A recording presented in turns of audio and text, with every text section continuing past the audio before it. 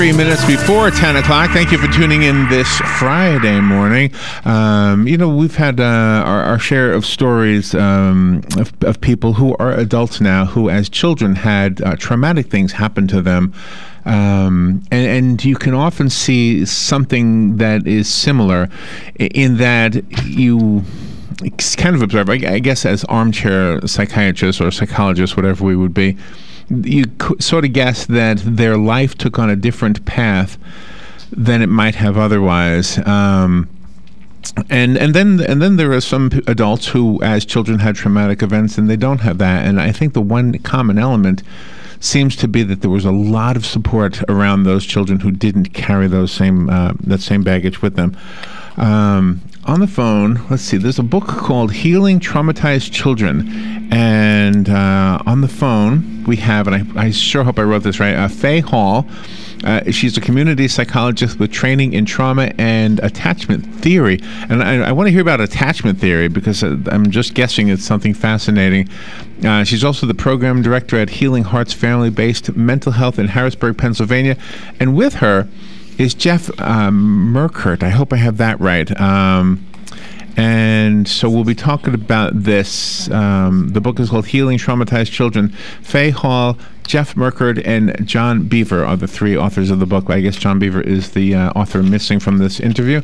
Good morning, Faye, and good morning, Jeff. I apologize for not having all that information handy. Good morning to both of you. Good morning. Thank you for having us on today. You're welcome. Where are you calling from? We're calling from Dover, Pennsylvania. All right. Well, thank you for... The center of Pennsylvania. We're just south of Harrisburg, the capital. Oh, okay. Well, thank you for being on the air. Is it cold up there yet? Nah, beautiful. So, do you work exclusively with children?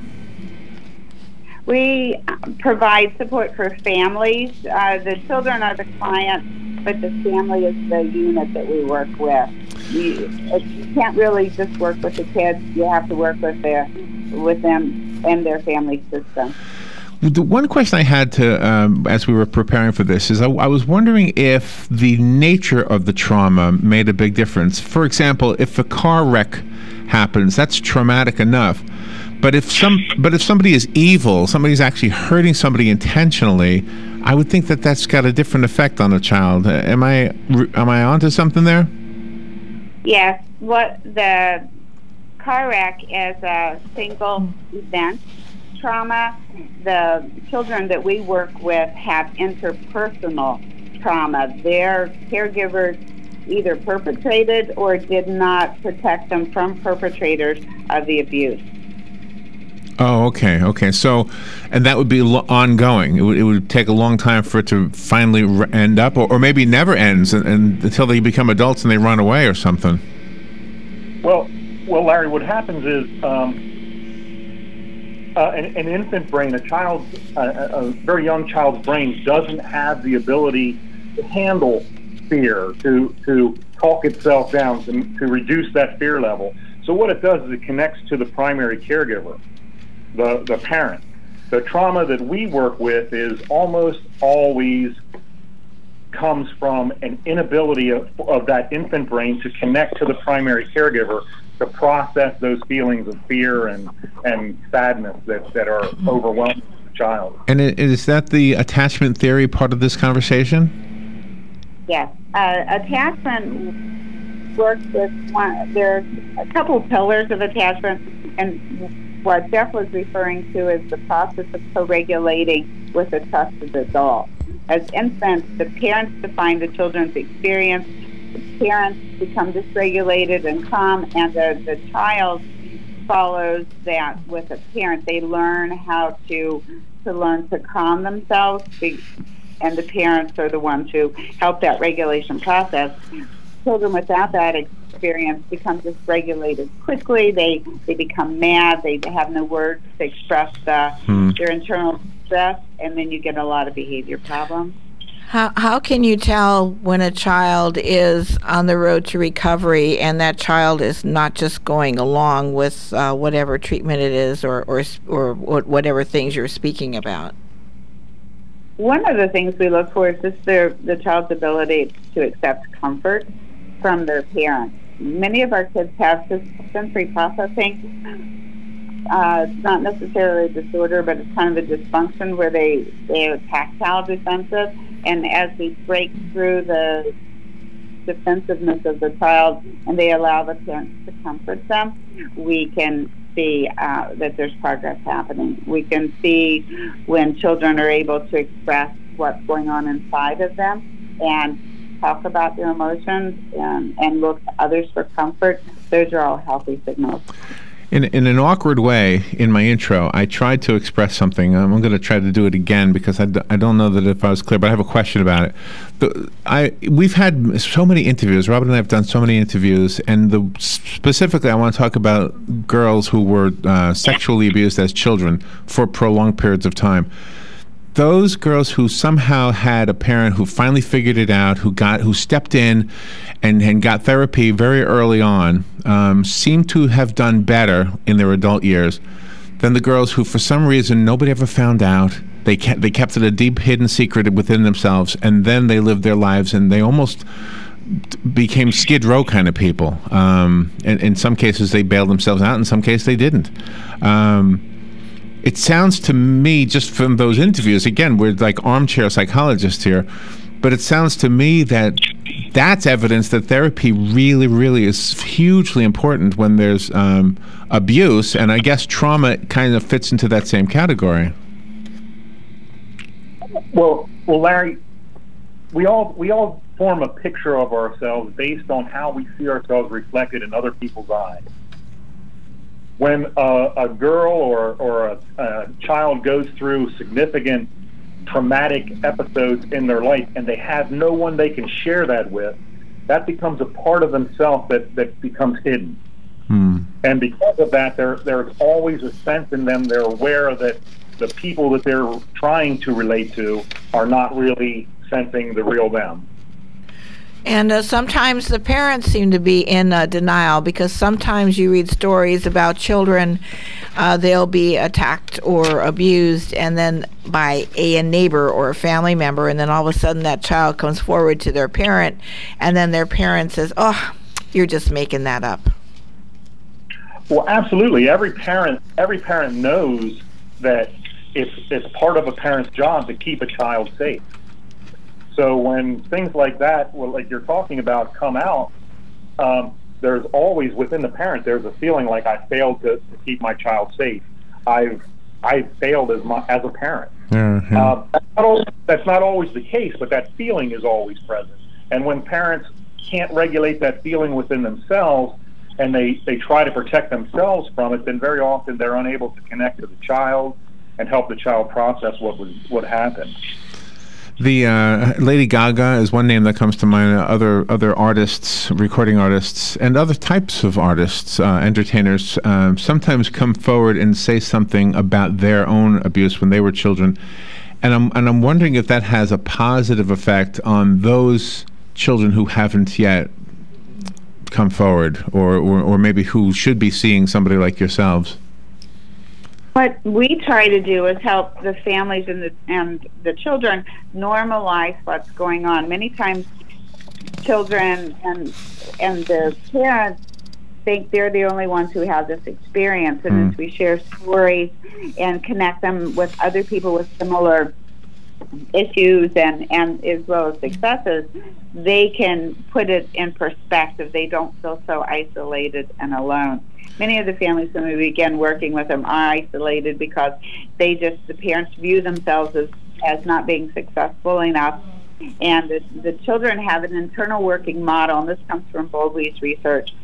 Their internal working model is negative. They see themselves as bad, that they're not good enough to be taken care of or protected. And then they also have a belief about their parents, is that the parents are not trustworthy. You can't trust adults to keep you safe, and therefore the picture of the world is just generally unsafe, and they need to be in control of everything that's going on. I would say in general, your instincts are exactly right. I think anybody who comes out and can honestly talk about what happened, they're going to help everyone else who feels inside like they have to hide it. Really, one of the most harmful things our society does is that feeling like it has to be hidden, it has to be kept secret. It automatically, that carries an automatic assumption that it was bad. Faye and Jeff, we have to take a little break, but I want to come back and continue the conversation. The book is called Healing Traumatized Children. It is written by two of our guests, 2 out of 3. Well, the third guest isn't here. John Beaver is the, I guess it would be Dr. Beaver. Faye Hall, also, you're a doctor, Faye? Faye? No, I'm not. Just graduate level. Master. And Jeff Merkert. We will continue this conversation on the other side. We'll be right back. The weather is brought to you by myfwc.com. Safe boating is no accident. It is going to be a nice day today, a mixture of sun and clouds. The high 82 to 86. Partly cloudy tonight, a low 58 to 70. And tomorrow stays nice. Sunshine mixed with clouds again, the high 83 to 88. Sun, clouds with brief showers on Sunday, a little bit breezier and not as warm with a high of 78 to 82. From the Florida Weather Center, I'm meteorologist Maggie Johnson. Hello, gorgeous. Hi, this is Becky at Hello Gorgeous Salon. Summer's almost over and fall's just around the corner. It's time to get that new look started. Let's get rid of those sun-damaged ends and faded out color and get into something rich and vibrant. Humidity is not your hair's friend. It causes your hair to capture moisture and leaves it looking dry and unhealthy. Hello Gorgeous is a certified Brazilian blowout salon. We can tame those locks, leaving your hair healthy and shiny with a Brazilian smoothing treatment. And whether you're going on a job interview or out on a date, your hands do a lot of talking. Manicures are a must. Hello Gorgeous is a full-service salon, so let us help you make a great first impression. Call us today to set your appointment at Hello Gorgeous. Our number is 352-351-5358. Again, that's 352-351-5358. Hello Gorgeous is conveniently located in the heart of downtown Ocala, right next to the historic Marion Theater. Hello, gorgeous. Central Florida Eye Institute is the area's leader in laser vision correction. From high-definition refraction surgery and LASIK vision correction to custom cataract, glaucoma, and diabetic treatment, you can count on Dr. Crowley and his effective, friendly staff to provide you with the quality care you deserve. Call 352-237-8400 for an appointment or more information. That number again is 352-237-8400. Looking forward to service your vision needs.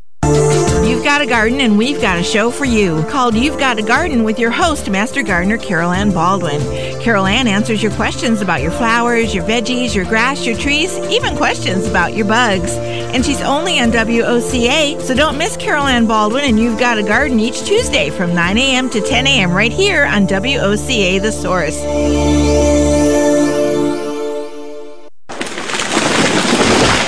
That was the sound of a tree falling. It could be your tree. You're going to have it trimmed, but never got around to calling Pride Tree Service. It could have fallen in a field, and now all you have to do is call Pride Tree Service, and they'll have it quickly out of the way for a great price. But don't wait until the tree falls. It may not fall in the field. It may hit your car, your house, or worse. So call Pride Tree Service today and avoid all those headaches before they happen. Pride Tree Service, 840-0750. That's 840-0750. All right, 10 minutes, actually 9 minutes before 10 o'clock. Thank you for tuning in. On the phone are our guests, Faye Hall and Jeff Merkert. They are speaking about a book that they wrote with Dr. John Beaver. It's called Healing Traumatized Children, Navigating Recovery for Children with Turbulent Pasts. And I'm going to kind of switch because we've been talking about children without bringing in the adopted children. And I have a little story and a question to ask our guests. I have a nephew who has... he and his wife adopted 3 children. All 3 are biological siblings. I don't know what happened, but it sounds like their parents were in some kind of trouble. Must have been serious trouble. And I don't know what their lives were like before being put up for adoption. But it seems like of the 3 of them, the older of the 3 is the one that is the quietest. And I don't know if that's part of the whole theory we're talking about with the attachment. And I'm not asking you to analyze children you've never met, but is that common where the child who's traumatized the longest may be the hardest nut to crack? It can vary. Sometimes it's actually the youngest will get less of the parenting resources.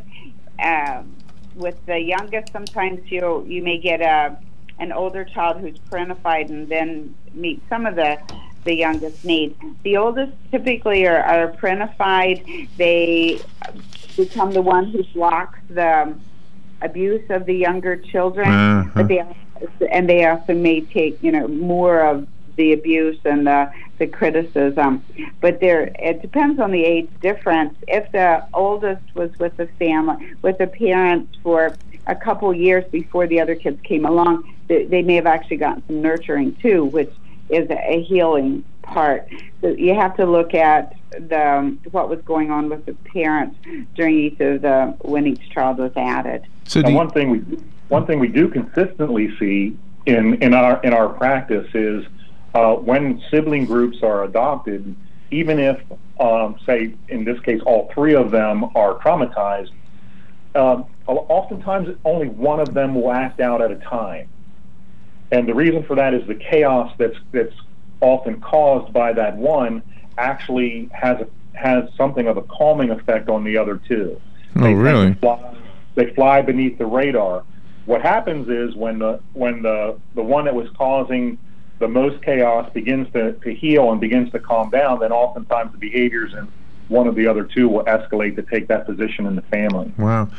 How important is it for you as therapists and even for the parents of adopted children to know exactly the nature of what went on before they were in the picture? And if I could kind of double up a question, could it possibly be that the abuse wasn't direct abuse, but indirect, in that maybe the parents were always drugged out and always sleeping on the couch and losing their jobs and getting in fights, but maybe the children were never touched?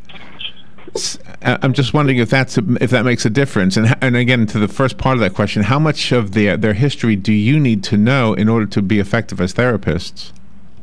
I do a lot of the trauma work with our clients, so I like to know as much history as possible because I'm looking for triggers, things that's going to be a place that's kind of an emotional door that I can go in.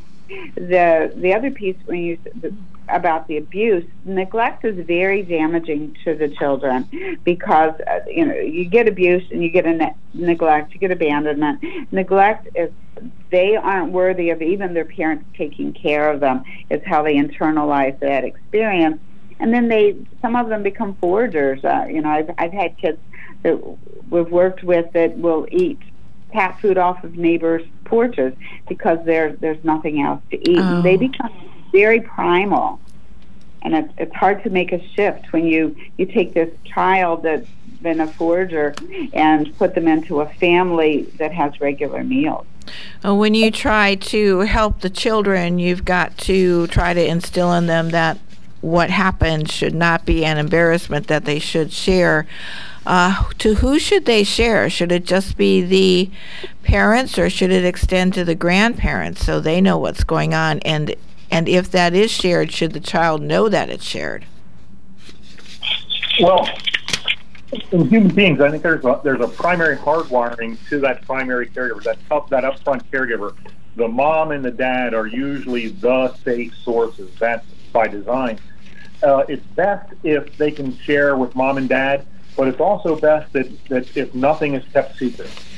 If every adult who is in that child's life has an awareness of some of what the child goes through. They don't need to know everything, but they need to know some of what happened to the child and some of the damage that was done so that they can assist the entire family to provide that healing environment, that understanding for the child, because the child is not likely to be able to, right off the bat, be able to understand what happened to them, without guidance from an adult. Right. Seems like it. All right. Now, forgive me if it appears I'm comparing children to dogs. I don't mean to do that. But when a dog has been abused, let's say by a man, and then that dog is adopted by a couple, sometimes the dog is closer to the female than to the man, even though that man did nothing to the dog.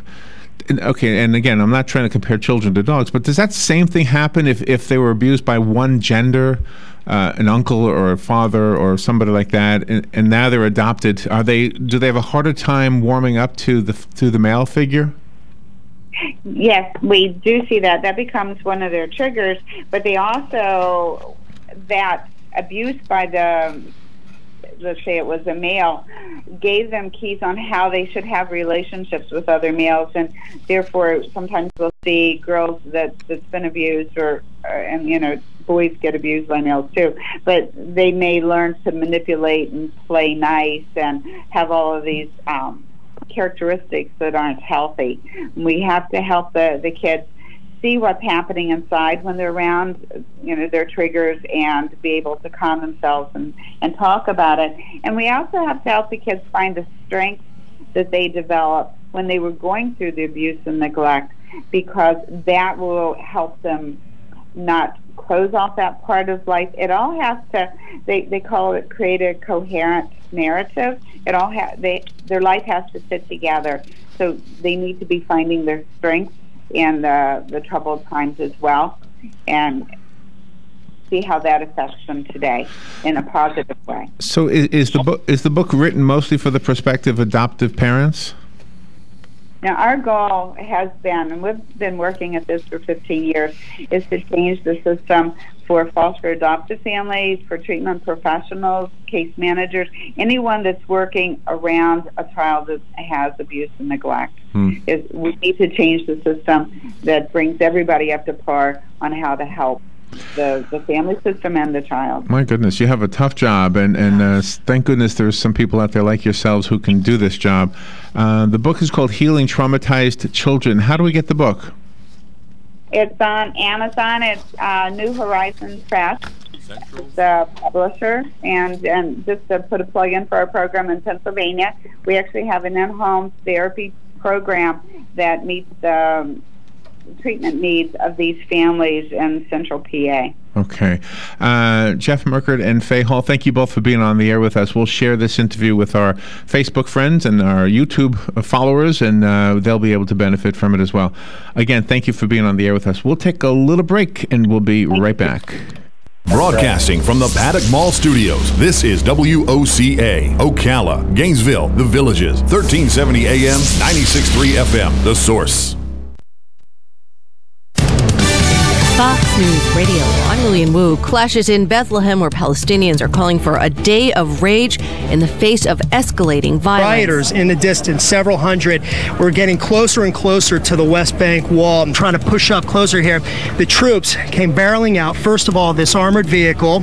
It has tear gas. So that created then a smoke screen for the troops.